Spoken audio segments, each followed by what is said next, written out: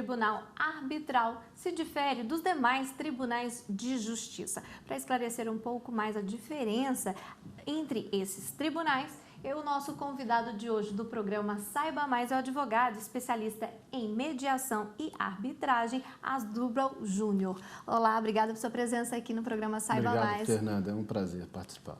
Vamos começar com a pergunta tradicional, então, né? Vamos deixar bem claro o que é o tribunal arbitral. Bom, a sua pergunta é excelente, Fernanda, para a gente esclarecer uma confusão que a sociedade ainda faz sobre essa expressão tribunal arbitral. Essa confusão nasce do mau uso dessa expressão por algumas instituições que se dedicam à mediação e arbitragem. Quando elas se autodenominam tribunal, elas estão distorcendo o que a lei estabelece para denominar o que é um tribunal. Tribunal arbitral, segundo a lei de arbitragem, é o colegiado de árbitros, ou seja, a reunião de árbitros escolhidos pelas partes para dirimir o conflito, e não o nome da instituição. A instituição deve se chamar Centro de Arbitragem, Câmara de Arbitragem, denominações parecidas com essa, e não o nome tribunal, justamente para não criar essa confusão de parecer um tribunal do Estado. Ou seja, a ideia e toda a recomendação da boa doutrina de arbitragem é de que as instituições não se chamem tribunal, exatamente para não confundir a sociedade. Tribunal são aqueles do Estado e as instituições privadas devem se chamar, portanto, Centro ou Câmara de Arbitragem. Então, hoje a gente pode dizer que seria um tribunal paralelo aos tribunais de justiça? É um tribunal escolhido pelas partes para dirimir o conflito no âmbito privado. Ou seja, ao invés de encaminharem a solução daquele problema para o Poder Judiciário, resolvem, utilizando o que a lei de arbitragem estabelece, instituir um colegiado de árbitros denominado Tribunal Arbitral para dirimir o conflito, ou escolher apenas um árbitro único para dirimir aquele conflito. E aí fica no setor privado a resolução dessa disputa, a decisão que for emitida por esse tribunal ou por esse árbitro valerá tanto quanto valeria a decisão de um juiz público. Aproveitando a deixa do senhor aí em relação à resolução de conflitos, a gente pode dizer assim que qualquer conflito pode ser resolvido no tribunal arbitral ou não? Seria só na área civil? Não, qualquer conflito de natureza de direito patrimonial disponível. Então, os cíveis em geral, os contratos comerciais, as relações societárias, relações condominiais, contratos envolvendo a administração pública agora, com a mudança que teve em 2015, também foi incluído como possibilidade. Então, grande parte das relações do dia a dia podem ser encaminhadas para resolver por arbitragem. O que se excetua de maneira clara é as relações envolvendo relações de trabalho, vínculo empregatício, patrão e empregado. Isso, o entendimento que ainda predomina é de que não pode ser submetido à arbitragem, exceto quando se tratar de questões coletivas de trabalho, dissídios coletivos, os dissídios individuais não. As relações envolvendo pátrio-poder, direito de família, também não podem ser resolvidas por arbitragem, embora dentro do direito de família as divisões patrimoniais até possam ser submetidas à arbitragem. Então, a princípio, essas situações. As relações de consumo podem ser submetidas à arbitragem, mas não pode ser obrigado o consumidor, em um contrato de adesão, se submeter à arbitragem se ele assim não desejar. E em relação à celeridade, a gente pode dizer que é um pouco mais célere que o procedimento num tribunal de justiça convencional ou não? A gente pode dizer que é muito mais célere do que o procedimento da justiça comum. Por quê? Porque a arbitragem vai ter a decisão no prazo que as partes convencionarem. As partes podem estabelecer o prazo que quiserem. 30 dias, 6 meses, 1 ano, 2 anos, o que elas entenderem que é suficiente para amadurecer a discussão e dar condições do árbitro decidir com qualidade, elas convencionam isso antes de começar a arbitragem, qual vai ser esse prazo. E se não definir esse prazo, a lei de arbitragem estabelece que será de até 6 meses. Portanto, muito menos tempo do que o tempo médio de um processo na justiça pública, que ultrapassa 5 anos, com certeza. Vamos falar um pouquinho, então, dessa questão do processo. Na justiça pública, como o senhor falou, acaba demorando bastante, até 5 anos. E o processo num tribunal arbitral, como que ele se dá? É diferente o procedimento de um tribunal na justiça comum ou não? Sim, em geral é bastante diferente. Diferente por quê? Porque ele não tem que seguir as regras que estão estabelecidas no Código de Processo Civil que regem o processo público, que são regras muito formais, muito burocráticas, estabelecem muitas fases, muitos procedimentos que têm que ser observados sob pena de gerar defeito de validade nesse processo. Na arbitragem, as regras do processo observam princípios orientadores mínimos e fundamentais, porém elas podem ser fixadas livremente pelas partes, ou elas podem adotar o regulamento de alguma câmara de arbitragem que já preveja como vai ser o passo a passo do procedimento. Normalmente são regras muito mais simples, um procedimento muito mais expedito, mais breve do que seria o procedimento da Justiça Pública, com muito menos burocracia. Observando princípios mínimos, como observar o contraditório, por exemplo, estará valendo o procedimento de arbitragem. E em relação à sentença emitida pelo juiz do Tribunal Arbitral, ele tem a mesma força de uma lei ou não? Bom, vamos fazer só uma pequena retificação aí. Não é pelo juiz do Tribunal Arbitral, é pelo árbitro do Tribunal Arbitral, porque a expressão juiz é uma expressão equivocada e mais à frente a gente esclarece um pouco mais sobre isso. Bom, mas a sentença emitida pelo árbitro ou pelos árbitros que formam o Tribunal Arbitral, elas valem tanto quanto vale a sentença da Justiça Pública. É uma decisão, inclusive, irrecorrível. Por quê? Porque as partes escolheram o árbitro que vai dirimir o conflito, ou os árbitros que vão dirimir o conflito. E exatamente por escolherem, tem uma corresponsabilidade sobre a qualidade do que vai sair. Por isso, devem fazer uma escolha criteriosa, cuidadosa, para escolher o especialista que tenha expertise sobre aquele tema que vai decidir e que tenha qualidades profissionais, éticas, para poder dirimir com qualidade aquela disputa. Então, a sua decisão valerá tanto quanto e será considerada para efeitos formais título executivo judicial, caso a parte que esteja vencida na demanda não cumpra espontaneamente essa decisão. O senhor acabou de responder, mas reforçando, então, não cabe recurso, então, diante de uma decisão no Tribunal Arbitral. Não cabe recurso, porque a escolha de ir pelo caminho da arbitragem é uma escolha de ir para um procedimento célere, um procedimento que não vai eternizar a disputa, ao contrário, que vai permitir às partes produzir todas as provas e argumentos, mas ao mesmo tempo que vai entregar uma pessoa em quem confiam pelas qualidades e predicados profissionais de que tem plenas condições de decidir com qualidade aquela disputa. Então vamos voltar naquela questão que o senhor falou no começo, que no Tribunal Arbitral não se tem um juiz, e sim um árbitro. Vamos explicar essa diferença? Isso. Muita gente ainda utiliza a expressão juiz arbitral. E a gente precisa dizer que essa expressão juiz arbitral é uma expressão que está em desacordo com a lei de arbitragem. A lei de arbitragem não prevê a expressão juiz arbitral, ela prevê a expressão árbitro. E a boa doutrina da arbitragem, as instituições que estudam a parte cultural da arbitragem intelectual, que reúnem as instituições de arbitragem em entidades associativas, defendem claramente de que deve-se abolir completamente a ideia de se falar a expressão juiz arbitral, porque ela gera confusão na sociedade de que seria um juiz do Estado. Não é um juiz do Estado, é um árbitro escolhido pelas partes, não é uma profissão, é alguém que tem uma missão dada pelas partes para dirimir o conflito enquanto dura o conflito. Acabou o conflito, ele volta a ser o profissional que é da sua área respectiva e não tem, por exemplo, como missão ter a titulação de árbitro. Então, árbitro é escolhido pelas as partes e não tem a denominação juiz arbitral. Falando um pouquinho, de quem pode exercer, então, essa função de árbitro. O senhor começou a falar aí que é um profissional da área, que tem a expertise, mas quem exatamente precisa ter uma especialização na área? Quais são os requisitos? Bom, a lei é muito sucinta, muito singela em estabelecer quais são os requisitos para ser árbitro. Os requisitos estabelecidos na lei de arbitragem dizem que para ser árbitro tem que ter capacidade civil, ou seja, a pessoa capaz civilmente, do seu ponto de vista de saber, de ter a capacidade de 18 anos de idade, ou seja, exercer as suas faculdades mentais e poder os seus atos da vida civil normalmente e além da capacidade civil, ter a confiança das partes.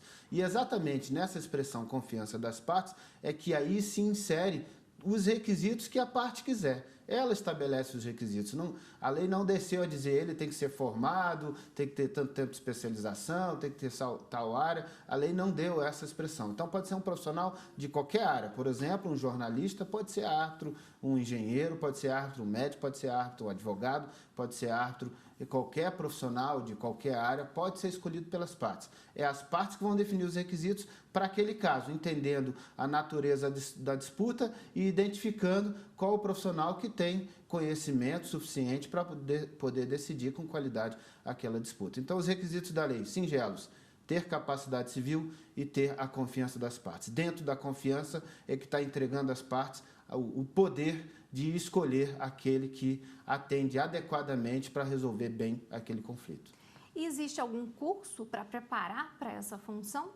Bom, esse é um ponto fundamental para a gente esclarecer outra confusão que algumas pessoas, nem sempre movidas muito pelo respeito à ética, acabam se aproveitando da desinformação da sociedade e vendendo os chamados cursos de formação de juiz arbitral, que é... Primeiro, juiz arbitral não existe, como eu falei, uma expressão equivocada, e curso de formação de juiz arbitral ou de árbitro também são indevidos, porque não é efetivamente uma formação, não é uma profissão. Então, é um profissional de uma área que vai fazer a gestão e dirimir um determinado conflito. E aí ele não tem essa exigência, a lei não estabelece a exigência de nenhum curso, não é um curso para habilitação profissional. Claro que isso não quer excluir de maneira alguma que as pessoas possam estudar arbitragem. Aliás, é muito bem-vinda que estudam a arbitragem, que venham a estudar a arbitragem. Por quê? Porque é conhecimento, e conhecimento sempre é útil, sobretudo para quem vai atuar no setor, fazer uma atuação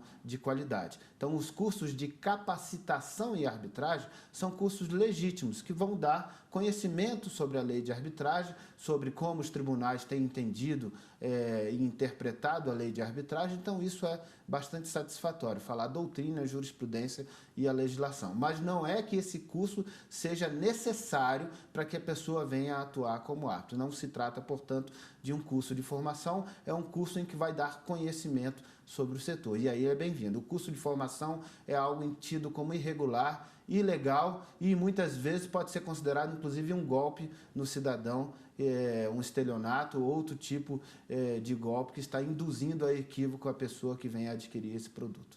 Para fechar nosso raciocínio e a gente ir para o intervalo daqui a pouquinho, a pessoa pode ser árbitro de um caso só e nunca mais ser árbitro. E em relação à remuneração, as pessoas são remuneradas por esse serviço? Em geral, sim. Claro que nada impede, é direito disponível que alguém venha a arbitrar gratuitamente. Se ela quiser doar o seu trabalho por uma questão pontual, ok. Mas, a priori, sim, são remuneradas. E quem remuneram esses especialistas que vão atuar como um árbitro são as partes. Na medida em que escolherem o árbitro, a Câmara de Arbitragem, ou vão adotar uma determinada tabela de honorários que a Câmara tem, ou vão combinar livremente qual o valor que vai remunerar a instituição de arbitragem e o especialista que vai atuar como árbitro, ou os especialistas que vão compor o tribunal arbitral. Então, é um valor fixado previamente, combinado, e as partes vão pagar os honorários desses profissionais. A gente pode dizer que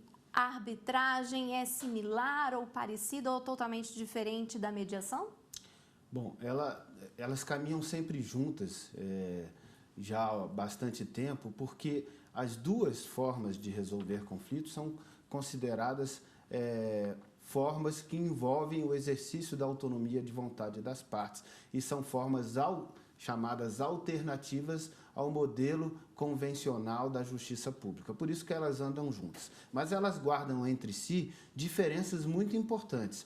Porque, enquanto a mediação é uma forma chamada autocompositiva de resolução da disputa, isso quer dizer, em outras palavras, que é uma forma que a disputa é resolvida pela livre vontade das partes, é elas que constroem a resposta, ou seja, o acordo é construído pela vontade das partes, a arbitragem é uma forma heterocompositiva, ou seja, nasce pela escolha da vontade das partes de que querem resolver por arbitragem, mas depois que escolhem ir para a arbitragem, estão entregando a uma determinada pessoa, a um grupo de pessoas, o tribunal arbitral, a missão de dirimir o conflito. Então, é essa pessoa, o árbitro, que vai dizer quem está certo e quem está errado. Diferente da mediação, que são as próprias partes que vão construir o conteúdo do acordo que vão celebrar ali na frente. Então, a arbitragem e a mediação têm diferenças significativas, porque enquanto a mediação, a resposta é fruto do acordo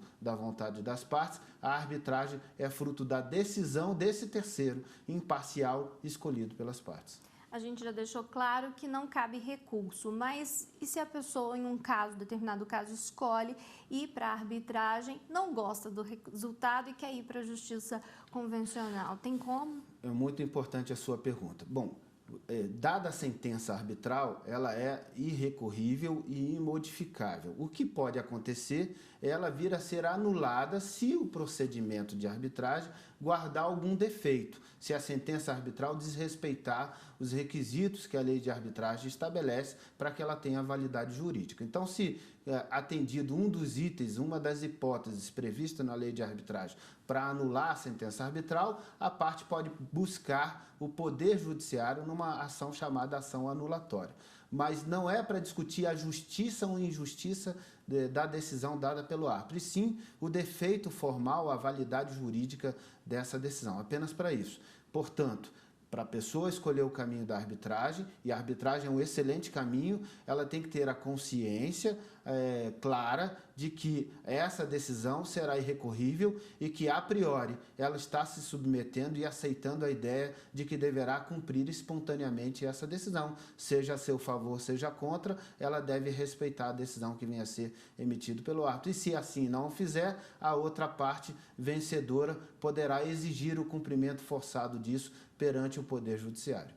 A gente já falou que uma das vantagens é a questão da celeridade. A gente pode destacar outra vantagem do Tribunal Arbitral? Existem muitas outras vantagens. A gente pode destacar, além da celeridade, a economia, que é uma vantagem substanciosa. Claro que quando a gente fala em economia, isso não quer dizer que a arbitragem seja mais barata do que é a solução da justiça pública no pagamento das despesas de arbitragem na comparação com as custas do processo judicial. Porque no processo judicial, claro que é subsidiado pelo Estado esse processo, toda a sociedade está pagando para resolver o problema de duas pessoas. E na arbitragem, só quem está pagando são as partes. Então, ele é, a princípio, mais caro, mas ele é mais econômico, porque ele resolve o problema muito mais rápido. E tempo é dinheiro, então você ter uma resolução de uma disputa em 6 meses é muito mais econômico do que ter a resolução dessa disputa em 10 anos, que é, por exemplo, um tempo relativamente comum de acontecer num processo judicial. Então, quando você joga o fator tempo no aspecto econômico, você acaba imprimindo muito mais economia. Além da economia, a gente pode dizer várias outras vantagens, como, por exemplo, a simplicidade. O processo de arbitragem é muito mais simples. A gente pode dizer também a flexibilidade. O processo de arbitragem vai atender às características do seu caso. Então, vai ser mais complexo ou mais simples na medida que o seu caso for mais complexo ou mais simples. Você ajusta, é como vestir uma camisa PP num tamanho PP e não pegar uma camisa GG para um problema PP, ou seja, vai haver uma desproporção. Você tem a flexibilidade para tornar. Você também tem a confidencialidade como outra vantagem importante da arbitragem, preservando a imagem das partes que estão em disputa e também as informações estratégicas daquela disputa. Você tem, além de tudo isso, você também tem a autonomia da vontade. As partes escolhem ir para a arbitragem, as partes escolhem o tempo que a arbitragem vai levar, as partes escolhem quem vai arbitrar, se a arbitragem vai ser por uma instituição ou por outra, quais serão as regras do procedimento, se vai ser o critério de decisão vai ser por equidade ou por outro critério. Então, as partes têm total autonomia para estabelecer como a arbitragem vai se desenvolver. E vamos falar então das vantagens agora para o árbitro, porque não precisa ser da área jurídica para atuar, pode ser de várias áreas, como nós já falamos. E a vantagem pode ser considerada como uma especialização, agrega no currículo? Não, sem dúvida nenhuma, atuar como árbitro é algo que dignifica o profissional. Primeiro porque ele está sendo escolhido exatamente pelos seus predicados éticos e profissionais, gozando da confiança das partes para poder dirimir o conflito. Então, já é um reconhecimento de pessoas da sociedade sobre as qualidades desse profissional. Além disso, há também o que dignifica, há também o que remunera. A remuneração pode ser atraente, na medida que tem um conflito de porte maior, ou seja, grandes conflitos, ele pode ter uma remuneração também bastante atraente em decorrência disso. Então, é uma atividade que tem cada vez mais atraído especialistas, profissionais. Tanto isso é verdade que magistrados aposentados também têm se interessado para atuar como árbitro. Então, é recorrente o caminho e é sem volta o fortalecimento e a consolidação da arbitragem no Brasil. Para encerrar nossa entrevista, deixa uma pergunta básica. Tem uma pessoa que está nos assistindo nesse momento, está com um caso, está com um conflito, quer buscar o tribunal arbitral, como que deve fazer? Bom, ela deve, a princípio, verificar se no contrato já tem uma previsão de cláusula de arbitragem, uma convenção de arbitragem. Se já tiver a convenção de arbitragem, verificar se nessa cláusula está escrito qual é a instituição de arbitragem que deve receber aquele conflito para poder dirimir. Estando escrito o nome dessa instituição, ela deve procurar diretamente a instituição. Se o contrato tiver uma cláusula compromissória de arbitragem vazia, que não prevê como a arbitragem vai se desenvolver, mas prevê que é por arbitragem, então ele tem que chamar a outra parte, sentar para uma reunião e definir os detalhes de como essa arbitragem vai acontecer, inclusive quem vai dirimir aquele conflito. Se não tiver a cláusula de arbitragem e ela ainda assim quiser fazer arbitragem, ela tem que sentar com a outra parte e tentar um acordo, uma combinação que levarão aquela disputa para a arbitragem. Ou seja, não tem como forçar a outra parte se não tiver um acordo de vontade sobre a escolha do caminho à arbitragem. E aí ela deve procurar a OAB, as comissões de mediação e arbitragem das seccionais da OAB, se ela tiver dúvidas sobre alguma interpretação sobre isso, que as comissões da OAB certamente poderão dar uma boa interpretação para ajudá-la. E também advogados especialistas no setor que poderão orientá-la adequadamente sobre isso e fazer pesquisas na internet para escolher instituições sérias e idôneas que estejam estabelecidas e bem consolidadas. Muito obrigada pelos seus esclarecimentos e participação aqui no programa Saiba Mais. Uma grande satisfação para mim. Obrigado. Até a próxima entrevista. O programa Saiba Mais fica por aqui e continue acompanhando a programação da TV Justiça.